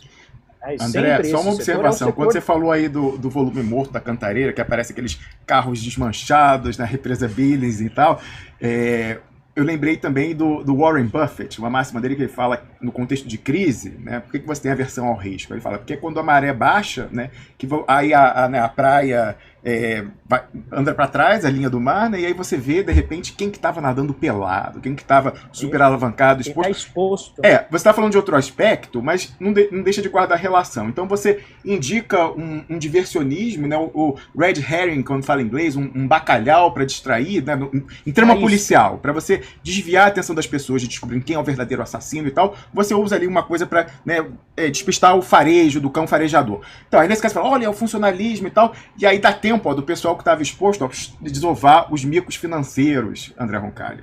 Isso. E tem um segundo aspecto dessa proposta meio bizonha de reforma administrativa, que é a tentativa de, e aí eu uso as palavras do professor Leonardo Correia da Federal de Juiz de Fora, da área de Direito Econômico, que publicou hoje um filme muito legal no Twitter, quem puder segui-lo, vale muito a pena, de constitucionalizar a proibição da política industrial, né, que inclusive afronta outros mecanismos que a Constituição protege o Estado, no sentido de oferecer serviços à economia, no sentido de oferecer uma intervenção que é reguladora e diretora também dos caminhos da nossa economia. Afinal, ela é uma Constituição, né, que se propõe cidadã. Então, ela não está olhando apenas para a eficiência, ela também olha para a equidade. Se a gente vai conseguir, né, realizar esses princípios ou não é outra questão. Mas, de qualquer maneira, esse governo, ele tem, de fato, eu acho que não é nem um viés desestatizante, é uma sanha mesmo, desestatizante. E a grande preocupação da minha parte, é o que eu venho tentando falar com todo mundo que eu converso há muito tempo e que apoia esse tipo de agenda, é simplesmente essa questão. Você só remover o Estado não vai fazer com que a economia cresça. Essa é a fada da confiança na dimensão do direito econômico. Não é só no curto prazo. A gente está falando de um negócio que é estrutural. Então eu gosto de pensar esses movimentos, e aí eu já passo para o Wallace falar um pouco, que você tem duas maneiras de atingir vamos chamar assim, o corpo enxuto da sociedade que o Paulo Guedes sonha. Você pode ficar sentado sem consumir nada, diminuir a ingestão calórica, e você vai reduzir o tamanho do corpo. Você vai emagrecer, vai ficar ali magrinho. Ou você pode levantar, se alimentar mais e fazer atividade econômica, criar massa muscular, fortalecer, né, todo o sistema circulatório, mexer em todo o corpo econômico. A proposta tipicamente austera é a proposta de você ficar sentado sem fazer atividade. Você, como você colocou, você vai apertando o cinto gera um incômodo, você para de comer e aí você reduz o tamanho do corpo social. A proposta desenvolvimentista estruturalista é levanta e vai correr, vai fazer musculação, você vai ter que comer mais. Investe em infraestrutura, saneamento, põe o povo para trabalhar, pega esses 20% que são subestimados de poupança oculta, que são recursos não utilizados pela economia, que é uma irracionalidade do ponto de vista econômico, você ter 20% da população que está parada querendo trabalhar e não pode, porque o sistema econômico não dá conta de incluí-las, pega esses 20% e constrói o futuro. Você certamente vai conseguir fazer isso sem gerar pressão inflacionária. Só que para isso você vai ter que desmantelar esses esquemas de apreciação dos ativos financeiros, que o Eduardo também colocou. Por quê? A real restrição que se impõe sobre o orçamento público não é a MMT inflacionária e ainda não é a desenvolvimentista via câmbio. É, antes de tudo, as expectativas do mercado financeiro. Então, antes de você chegar no que a MMT está falando, você já tem o problema do mercado financeiro, né, gerando essa pressão sobre o governo para, vamos dizer, ir mais comedidamente com o avanço dos gastos. E aí, quando vem a necessidade de fazer a avaliação de gastos, em geral, aquelas classes que são mais encasteladas, elas conseguem fugir, porque o poder não respeita a razão econômica. O poder respeita a razão econômica só dele próprio, e não da sociedade como um todo. E aí, a racionalidade econômica, como capital, corre para onde tem menos resistência. Perfeito. Wallace Moreira. Eu queria comentar uma coisa que o André falou. A semana passada, no jornal Valor Econômico, saiu uma reportagem falando da preocupação com a inflação no Brasil. Né? E aí, isso que o André falou, em meio a uma semana em que os Estados Unidos anunciaram uma revisão da sua política monetária, né? Em reduzir juros para proteger emprego, para proteger a retomada da atividade econômica. Então, o mercado ele se apresta em criar expectativas, em pressionar a orientação da política monetária no Brasil, em pressionar aquilo que o Eduardo falou, que é a rentabilidade dos ativos financeiros. Né? Uma coisa importante nesse debate é o debate ideológico que gira em torno da inflação. Porque sempre quando se fala em inflação na grande imprensa, eu já comentei isso aqui outras vezes, é sempre que a inflação vai corroer o poder de compra da classe trabalhadora. Mas mais importante do que tudo é que a inflação, né, ela pode corroer a rentabilidade dos ativos financeiros, que é o que o Eduardo está colocando. Portanto, se a política monetária brasileira não for orientada no sentido, né, de se preocupar com a ideia da rentabilidade dos ativos financeiros, ela não é do interesse do que é chamado de mercado. Então, portanto, né, é impressionante como se vem trabalhando essa questão das expectativas do mercado para orientar, para impactar na questão da política econômica do Brasil. Eu queria comentar uma outra coisa, que ainda é sobre a fala do André e do Eduardo, que é como que a imprensa está conduzindo o debate em torno da reforma administrativa. Hoje tem um artigo no Estadão dizendo que a reforma administrativa, com essas palavras, é a maior reforma estrutural da história recente do Brasil. É de um nível, né, de desonestidade, porque chamar isso de reforma estrutural na perspectiva de avanço para o país, né, é desonesto.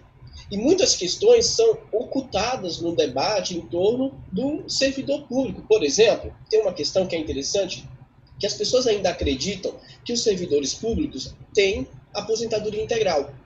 Desde 2013, o servidor público que entra é com aposentadoria do teto do INSS. Não só isso. Tem. Desde 2013... Não tem, eu não sabia disso. Eu vou embora. Vou pro setor Não só isso. Então, desde 2013 os inativos estão taxados. Eu vou para a Suíça. Olha só, aproveitando essa interrupção em que a gente está falando de reforma administrativa, vamos lembrar as categorias poupadas, grosso modo, juristocracia e a de formação jurídica, ou do meio jurídico, seja no legislativo, no judiciário, a juristocracia, né, órgãos de controle e juristocratas em geral. Olha só, né, e generais, quem tem o poder de fato. Olha a notificação que eu recebi há 8 minutos. Quem que está acompanhando essa discussão aqui? É brincadeira isso na nossa vida. Olha só. Recebi uma notificação do Twitch, que é uma das plataformas para as quais a gente faz transmissão, nos seguintes termos. Atenção. O perfil General Gato agora está seguindo você no Twitch. Então eu queria fazer uma enquete aí ao vivo no chat. Quem será o General Gato que está seguindo a gente no Twitch?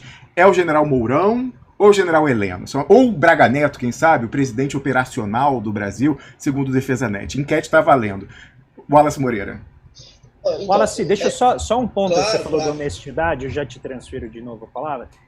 Saiu ontem na Globo News um gráfico que, inclusive, o Felipe Salto publicou hoje no Twitter. O Felipe é um cara super legal, gosto muito dele, trabalha no Instituto Fiscal Independente.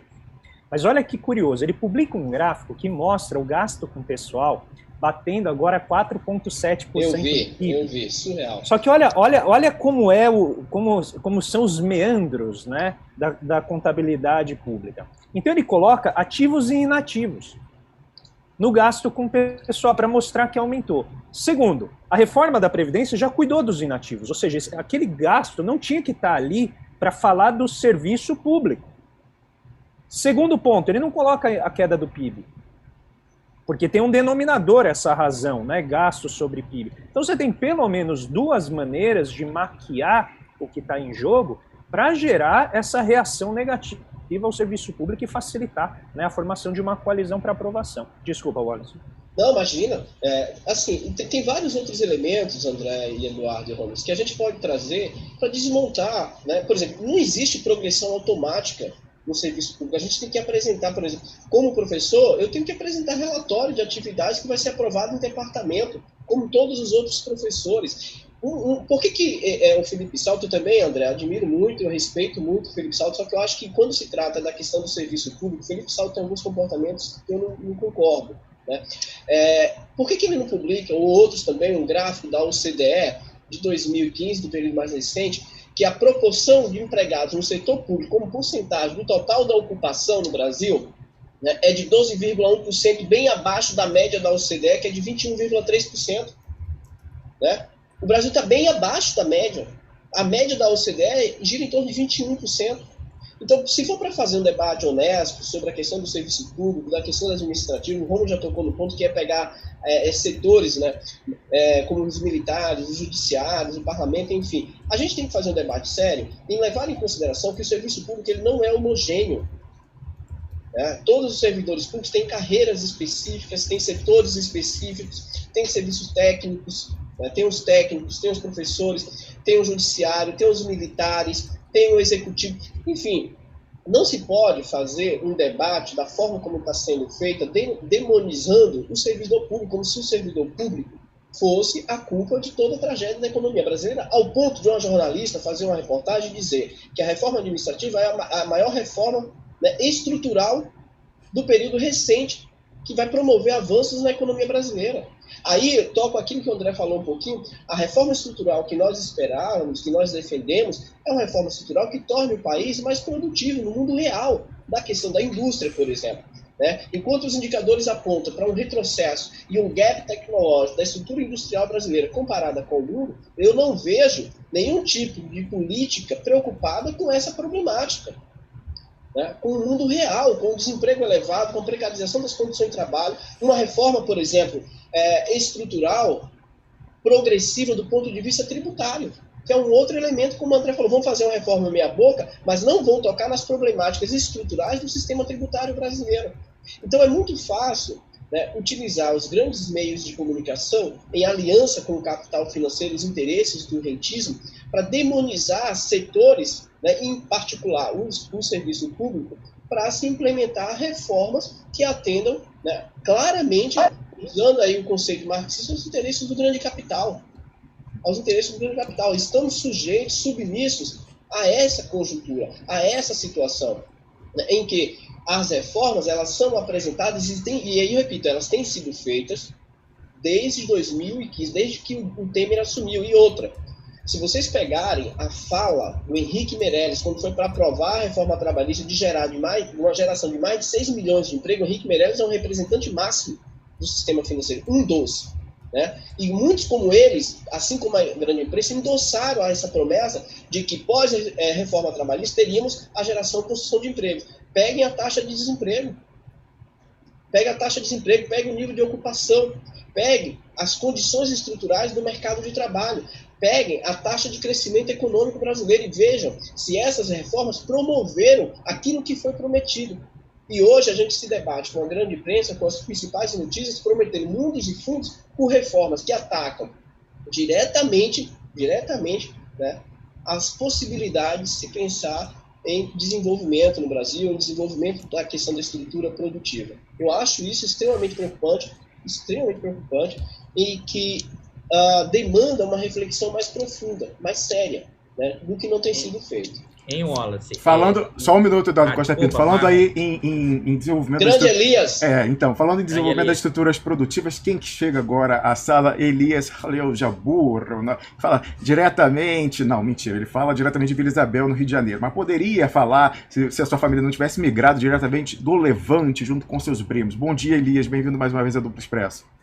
Bom dia, Rômulos, nem que for por alguns minutos aqui, eu passo para dar um abraço em vocês.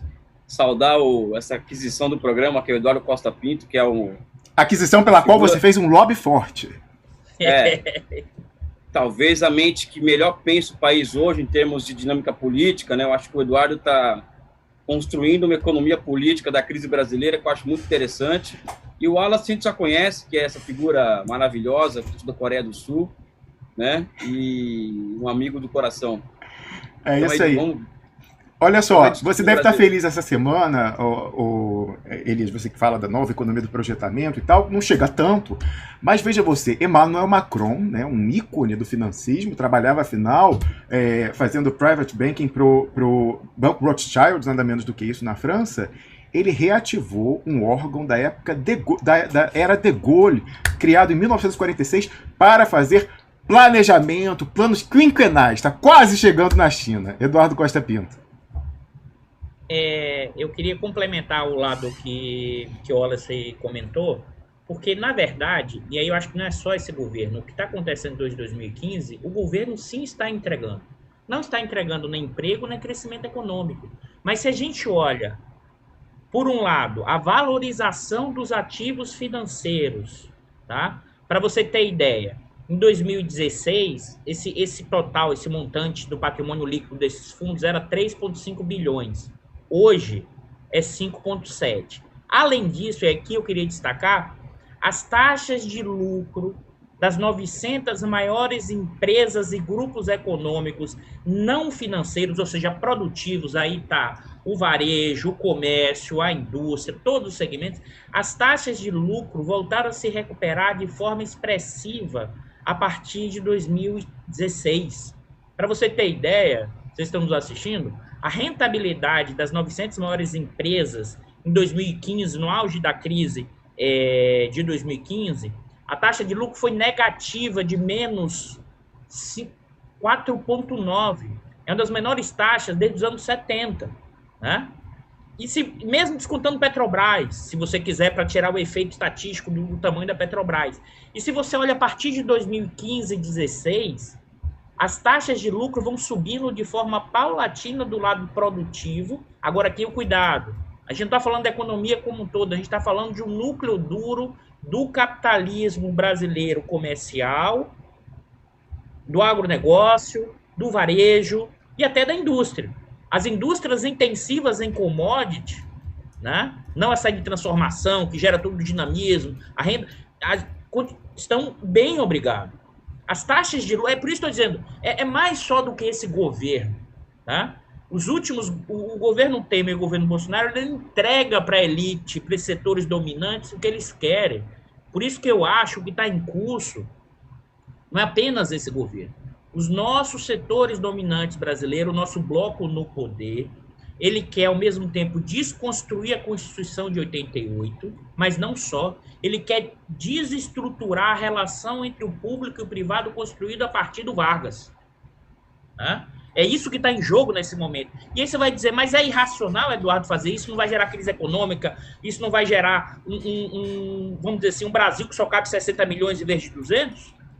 Né?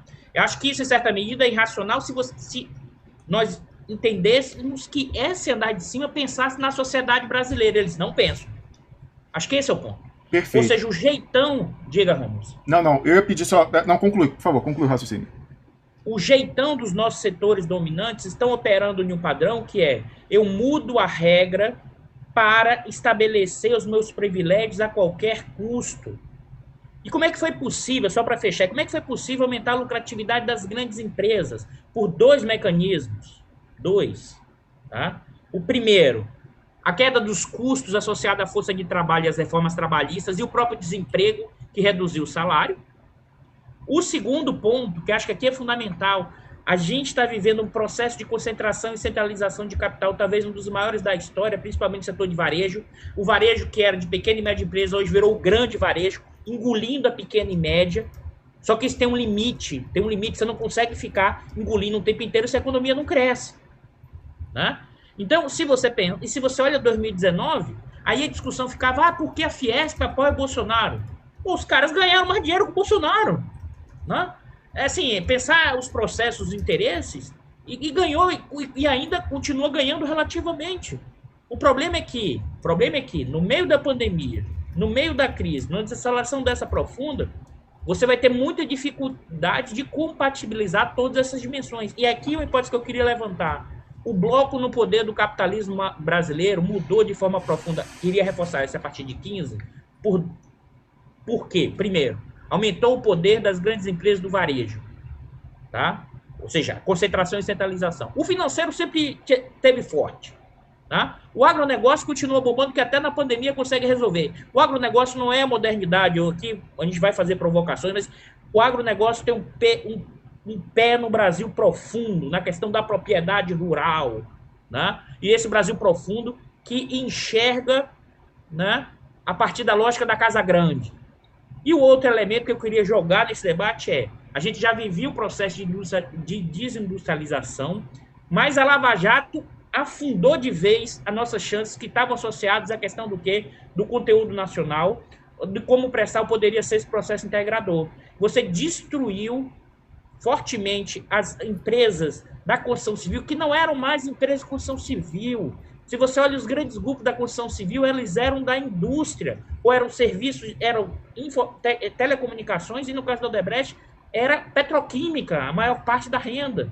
Você destruiu o que ainda tinha de alguns setores industriais, fora aqueles que são intensivos em commodities. Esse é competitivo em qualquer lugar do mundo, ou seja, papel e celulose, mineração. E mesmo assim, a mineração, nem pelotização a gente faz mais, porque a gente manda o minério ferro bruto. Você não consegue nem agregar na cadeia desse processo. E por que eu queria ressaltar isso? Por quê? O embate aqui é pesado, porque as forças sociais dessas frações operam hoje, de um lado do capital comercial, do lado do capital financeiro e do lado desse capital associado ao agronegócio. A gente está retornando a padrões da República Velha, só que o Brasil tem 200 milhões de pessoas. E mais ainda, uma parte dessa população, como sentiu o cheiro do consumo capitalista durante o governo do PT, tá? E aqui eu queria ressaltar um ponto, que tem esse debate, consumo, questão do cidadão. Aqui não, o consumo numa ordem capitalista te dá mais status social, e eu tenho empoderamento, eu começo a enxergar além do que eu não enxergava. Isso gera uma confusão, um balançar político gigantesco, e que acho que é uma crise profunda, que é uma crise de um embate de longo prazo, e a gente tem que estar consciente do tamanho da encrenca que a gente está. E eu fecho novamente com a frase que eu terminei a parte inicial: o Bolsonaro não é a causa da crise, é a infecção oportunista, e o Bolsonaro hoje representa uma boa parte dos interesses do andar de cima. Perfeito. Olha só, a gente sempre tem que lembrar que o que está ruim, infelizmente, sempre pode piorar. Então você falava aí, primeiramente, da tendência estrutural de desindustrialização do Brasil e reprimarização desde o Plano Real, mas o ataque incidental duríssimo da Lava Jato na nossa indústria. A gente pensa, bom, já passou, então, com a destruição da cadeia de óleo e gás, da engenharia, né, e da indústria naval? Não, né, porque com a delação do doleiro dos doleiros, o Dario Messer, na Lava Jato do Rio de Janeiro, ao juiz Marcelo Bretas, veja o que uma jornalista ali com informação de dentro soltou no dia 13 de agosto, quando foi celebrada. E ela, olha isso, a jornalista fez isso assim, esfregando as mãos, como se fosse uma coisa boa. Diz ela, ó, bastidor: Dario Messer é o delator que pode fazer da Câmbio Desligo, que é o nome oficial da Lava Jato do Rio, algo muito maior do que a Lava Jato de Curitiba, por exemplo. Ele deve arrastar novos setores da economia para o centro das investigações do Ministério Público. Ligue já para saber o que está rolando. Enfim, a sujeita achando que isso é uma boa notícia. Elias Jabbour, a gente vai fazer um interregno aqui na discussão econômica. Obviamente você pode trazer o seu acréscimo à discussão, mas como eu sei que você pode ficar pouco tempo, porque você não é um esquerdomacho e tem que cuidar do bebê, eu perguntaria o seguinte, e pediria para você responder isso. Você, na qualidade de membro do Comitê Central do PCdoB, o Partido Comunista do Brasil, você vai levar uma moção para o PCdoB ser incorporado pelo PT e se tornar apenas uma tendência desse partido? Sabe que eu nem queria discutir isso, porque fica dando pano para manga para quem não merece, né? Sabe, eu acho que o que mais me impressiona é que esse tipo de discussão está acontecendo, as pessoas levantam esse tipo de discussão enquanto o Brasil está passando por um processo que o Eduardo Costa Pinto está detalhando, está esmiuçando, montando uma economia política dessa bagunça, né? O país está sendo solapado enquanto tentativa civilizatória, e o sujeito vem falar que a solução para o PCdoB seria a incorporação pelo PT. né? Eu acho que falta história de discussão, né? O PCdoB ele não é uma força política que vai deixar de existir por conta de uma cláusula de barreira. Nós ficamos 65 anos da nossa existência na clandestinidade, não é? Então nós não temos essa lógico que é um baque profundo. Nós temos a nossa existência institucional restringida por conta da cláusula, da possibilidade de nós não alcançarmos a cláusula de barreira. Mas essa discussão de ser incorporado ao PT, isso aí não faz o menor sentido. Isso é o tipo de discussão de quem tem visão culta na política, de quem é uma criança política, né? Não pensa grande, não pensa dos interesses nacionais acima dos interesses particulares. É com pouca cara até da oposição no Brasil hoje, né? Nós temos muitas pessoas na oposição, nós temos um grupo de patriotas que pensam os destinos do país de forma unificada. Temos personalidades discutindo, cada um ao seu jeito, cada um tem viu, Dudu? Cada um tem uma solução para a crise brasileira na cabeça, né? Então, tal pessoa tem uma solução para a crise, outra pessoa tem outra solução, e não se chega a um acordo, né? Aí fica nessa discussão pequena de varejo, de PT, PCdoB, Ciro, PDT. Eu acho que o problema é muito maior do que esse, né? Muito bem. Agora o seu input aí para a discussão que a gente estava travando aqui, muito mais importante, como você anotou, do que essa falta de noção aí de certa pessoa. Meu input é que o problema do Brasil é político, ele não é um problema econômico, né? A economista, desculpe, Wallace, nada contra você, tá? Mas economista é louco para falar que o problema do Brasil é de demanda agregada, né? Então, o problema do Brasil foi que durante o governo Dilma não se privilegiou os gastos públicos e sim as desonerações, ou no governo Lula o consumo foi o motor do crescimento e não investimento, e isso foi gerando uma série de contradições que levou o Brasil ao ocaso que se encontra hoje. O problema do Brasil é político, e é na política que vai se resolver essa questão, né? Então, eu acredito que se juntar nós quatro aqui, mais o André Roncalha, Paulo Gala e outros, a gente vai achar um programa para o Brasil aqui, para o Brasil alcançar a China em 10 anos. Só que a grande arte que o Brasil demanda hoje para o Brasil, que o país demanda, é qual que é a solução política ao nosso problema. Eu não vejo solução fora de se colocar um mapa na mesa do Brasil, o mapa do Brasil na mesa, e todas as forças de esquerda, não é? E mais as forças que pensam de forma contrária que o Bolsonaro pensa, colocar na mesa o mapa do Brasil, rever seus interesses eleitorais em cada grande cidade, e a partir desse interesse tentar formar um acordo mínimo para 2022. Eu acho que esse é o X da questão, um acordo mínimo. Ninguém está pedindo para o Lula e o Ciro Gomes formar uma chapa única, ou para o PCdoB lançar uma chapa única. Não é essa a questão. Eu acho que se não houver uma não agressão entre nós, já é uma grande coisa. Já é um grande passo político, né? Então, você vê que eu nem citei nome de ninguém aqui, não quero conflito com companheiros de outros partidos, mas eu acho que a questão hoje é buscarmos pontos de convergência e, em cima desse ponto de convergência, alcançarmos uma solução política para o impasse brasileiro. O problema é político, não é econômico.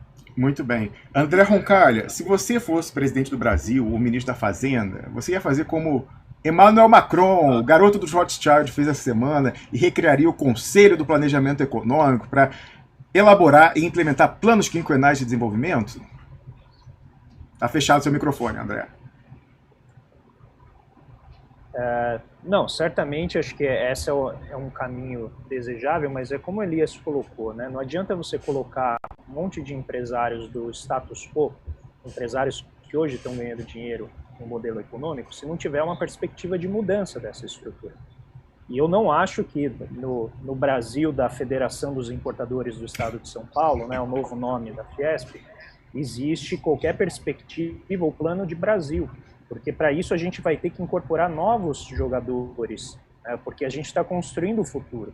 Então, acho que o trabalho do Elias ele é muito importante nesse sentido de revelar como que existe um pano de fundo político e social e societário, ou seja, na maneira como você organiza a propriedade do capital dentro de um país, que a gente ainda está muito distante de discutir. Quando foi a última vez que você viu na Rede Globo, na Globo News, se discutindo a estrutura de propriedade, né, do capital dentro do país? Só falar esse nome, e eu não estou falando nenhum conceito marxista, não. Estou falando um conceito que é tipicamente keynesiano. como que a gente estrutura, né, a maneira de decidir das empresas. O movimento da economia solidária, que é inspirado pela economia cooperativista, ela traz exatamente por que a gente não põe o trabalhador dentro dos órgãos de decisão. E na Escandinávia, quando eles fizeram isso, e novamente tem estudos que mostram isso, aumentou a taxa de investimento das empresas, diminuiu a extração de dividendos e diminuiu o excedente de endividamento, de financiarização das empresas. Porque os trabalhadores têm interesse em que a empresa cresça para que eles possam se beneficiar disso no futuro. E essa organização societária, a gente está muito longe de discutir, porque como o Eduardo muito bem colocou aqui, os interesses são todos de curto prazo. A gente pode usar o Elias aqui para entender a lógica da China, mas a nossa elite, ela não consegue. Ela pode até entender e achar lindo, mas ela sempre acha que quando chegar aqui não vai funcionar. André, só vou trazer uma coisa para sua apreciação, que é o seguinte. Você sabe que a maior autoridade em lei das SA no Brasil é o Modesto Carvalhosa. Ele ficou conhecido aí do grande público na época que ele ficou sendo um dos campeões do impeachment, e veja você a lógica rentística. Ele é o advogado dos fundos Abutre, de quem especulou com as ações da Petrobras no Brasil, para tentar arrancar no Brasil aquelas indenizações, entre aspas, bilionárias que os fundos Abutre de Nova York conseguiram. Ele também quer conseguir. E quando a Lava Jato fez aquele acordo que depois foi anulado, que eles iam receber 2 bilhões de reais repassados pelos americanos, metade ia para os clientes do Modesto Carvalhosa, então sócio da rapina financista. É o maior autor. Por exemplo, eu quando estava no Brasil, né, atuando no direito empresarial, eu tinha minha Lei das SA comentada por Modesto Carvalhosa. É a referência para todo mundo que atua na área. Mas essa é a lógica. A autoridade em societário, pacto societário, é rentista também, o André Roncalli. Ou representa o rentismo. Ele é o grande guru daquele bacharel de direito que conseguiu aquele emprego na CNN e todo dia, né, tritura o direito e a razão, em qualquer ordem da razão. Então ele sempre aparece, mas é isso que você colocou. O Brasil, ele é um país que é viciado em extrativismo, né? A doença holandesa é apenas um dos traços do extrativismo que impede a gente de enxergar o futuro. Então eu realmente vejo, acho que o Elias está correto, a grande restrição à nossa mudança ainda é política, mas não é apenas política no ciclo eleitoral, como ele também está colocando, é algo mais extenso, né? A gente realmente formar uma nova maneira de enxergar o país. E aí, como o princípio da subsidiariedade, né, que o Romulo gosta muito, em que o Estado sempre fica no banco de trás da história e é chamado só quando o mercado tem problema, ele infelizmente governa entre nós e está lá encastelado no Planalto com a ajuda, né, da juristocracia, do legislativo com Rodrigo Maia, aprovando apenas as coisas que diminuem o tamanho do Estado e impedem que essa visão de longo prazo se estabeleça. Eu agradeço muito, Romulo, pelo convite novamente. Um prazer estar aqui com o Eduardo, com o Wallace, com o Elias, mas eu também, né, preciso, né, me retirar. Vou esperar só o Wallace fazer os comentários e a gente sai junto. Muito bem, aqui a gente não tem esquerdomacho. E já, daqui a 20 e poucos minutos, chegam 2 que tampouco são esquerdomachos, Roberto Requião e Glauber Braga, para comentar essa questão da derrubada do Duplo Expresso e a iniciativa de ir atrás dos documentos do Banestar. Então a gente passa para a última rodada de considerações. Tentem lembrar aí o que faltou a gente comentar, começando com o Wallace Moreira. Eu só queria aqui agradecer mais uma vez ao convite, o Romulo, para mim. Sempre um prazer estar ao lado desses caras, do André, do Elias, sempre aprende. E agora com o Eduardo. O Eduardo acho que traz não tenho certeza, né? Acho que é uma coisa. Eu tenho uma certeza que o Eduardo traz grandes contribuições, porque o Eduardo faz aquilo que o Elias falou, né, de uma abordagem política, da economia política, aquilo que nós precisamos muito para refletir a economia. Não que eu, o André e os demais não fazemos, né? Mas é a linha de pesquisa do Eduardo, né? E nesse sentido contribui muito. Agora, o que eu acho assim, que o que o Elias comentou, né, sobre que não tem nada contra economista, cara, economista, as pessoas têm que ter muito cuidado com economista. Economista é um sujeito perigoso, entendeu? Muito perigoso. Advogado também, né? Advogado, não sei quem é mais perigoso. Às vezes, as pessoas têm que tomar cuidado, tem que ter medo de economista, entendeu? Agora, eu acho que a gente tem um perfil que é a defesa da economia política, né? Porque temos uma formação aí e a defesa do desenvolvimentismo. Então, isso nos ajuda muito a refletir, a pensar, a contribuir para o debate, introduzindo os elementos da economia política e pensando em como os interesses de classe, né, eles estão envolvidos nas decisões da política econômica, né? Quando, por exemplo, eu citei de que a decisão de política monetária, né, em relação à inflação, ela sempre leva em consideração a rentabilidade dos ativos financeiros, não é uma questão apenas do ponto de vista estritamente técnico e econômico, é uma questão de interesse de classe que está envolvido aí, né? E é óbvio, né, e concordando com o Elias aí, que a crise da economia brasileira, ela não é só resultado, né, de questões de decisões equivocadas econômicas, mas também de uma tragédia política que o país está vivendo, né? Uma vez, tem uns 2, 3 meses, para finalizar, o Eduardo também conhece muito o José Sérgio Gabrielli, né? Eu conversando com o Gabrielli sobre a questão da Petrobras, né, porque a Petrobras foi um ator importante nas políticas econômicas dos governos do PT, né? E aí a gente conversando sobre as possibilidades de atores essenciais na retomada, por exemplo, num eventual novo governo que, no campo progressista, como o Elias falou, independentemente de quem seja, de que partido seja, mas que seja um candidato, por exemplo, que tenha essa agenda na perspectiva progressista de retomar o desenvolvimento nacional, o diagnóstico do Gabriel, eu concordo aqui, e concordo em parte com ele, é de que o que resta do país para retomar esse projeto, muito pouco. Porque, veja, eles estão destruindo isso numa capacidade, né, de espaço temporal muito curto. Então, a gente pensar nessa retomada, veja só, para mim, é imperativo repensar em um projeto nacional, rever a reforma trabalhista e destruir a PEC dos gastos. Não estou falando em irresponsabilidade fiscal, é em rever isso.